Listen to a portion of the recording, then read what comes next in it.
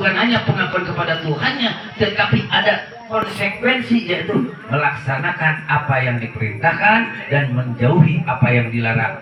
Ketika dilaksanakan, itulah sempurnanya iman, maka hasilnya ada. Dari melaksanakan perbuatan itu, yaitu apa? Kalau di dalam puasa, la'alakum takun. Tujuannya agar menjadi orang yang takwa. Kalau sudah takwa apa? Al-jannatu uidat lil muttaqin. Surga tempatnya orang yang takwa. Kalau sudah di surga, dapat ucapan dari Allah, salamun qaulam mir rabbir rahim. Kembali lagi mendapatkan salamnya Allah di dalam surganya Allah. Maka hakikatnya kembali lagi ke dalam kefitrahannya manusia. Kuncinya apa? Baru setiap ibadah itu harus ada hasilnya.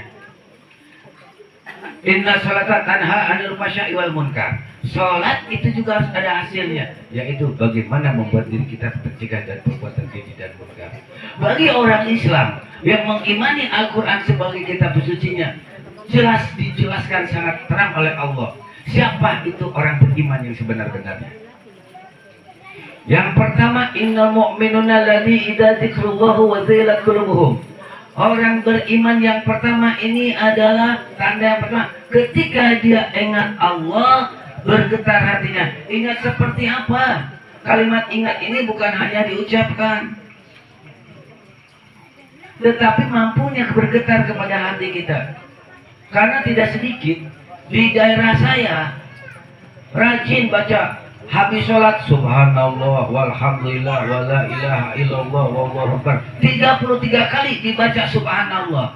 Ketika ditanya subhanallah itu apa? Maha suci Allah. Kenapa maha suci Allah? Karena kesucian semuanya milik Allah. Lisan mana yang mengucapkan? Prakteknya lisan lidah yang sama mengucapkan maha suci Allah, tetapi lisan yang sama caci maki kepada sesamanya. Lalu mana subhanallahnya?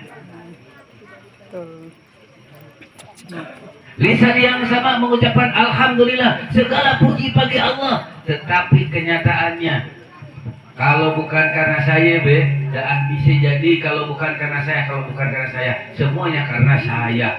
Pengen dirinya dipuji, lalu mana alhamdulillahnya? Puji hanya milik Allah. Alif lamnya alif lam ma'rifat, tidak ada pujian kecuali milik Tuhan. Alhamdulillahirabbil alamin, kata-kata orang Jawa utawi iku kang puji sakabe kesaning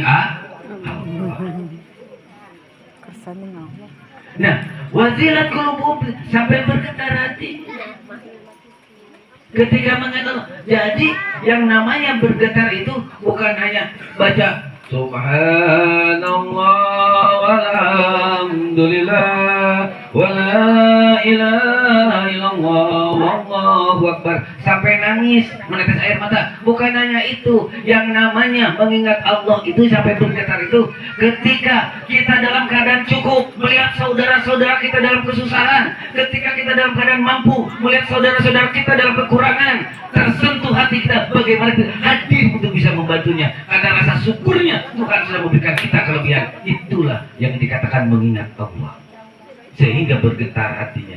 Dia syukur ini nikmat milik Tuhan yang dititipkan kepadanya, maka saudara-saudara kesusahan itu menjadi bagian dari. Dan saya melihat itu ada di Majelis Adat Budaya Jawa. Tepuk tangan untuk itu.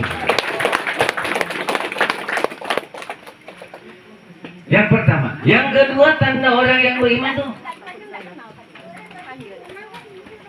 wa idza tuliyat alaihim ayatuz zadatu imana, yaitu ketika dibacakan ayat-ayatnya Allah bertambah imannya. Lalu ayat-ayat itu apa? Maka ada ayat yang tersurat, ada yang tersirat. Yang dimaktubkan di dalam kitab suci Al-Quran itu disebutnya tersurat. Tapi kurukum bisa mawati wal ardi wa ma bainahuma, apa yang ada di langit dan di bumi dan isinya, itu semuanya ayat-ayatnya Allah.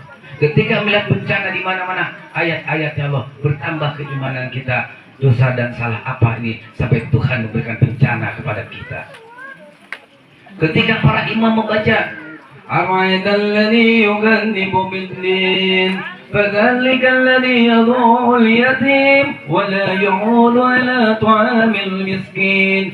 Ketika iman, orang beriman mendengar itu akan bergetar hatinya, bertambah keimanan, menangis karena dia mengakui siapa itu ar-ra'ikal ladzi yukadzibu bidin, siapa dia yang merusak agama.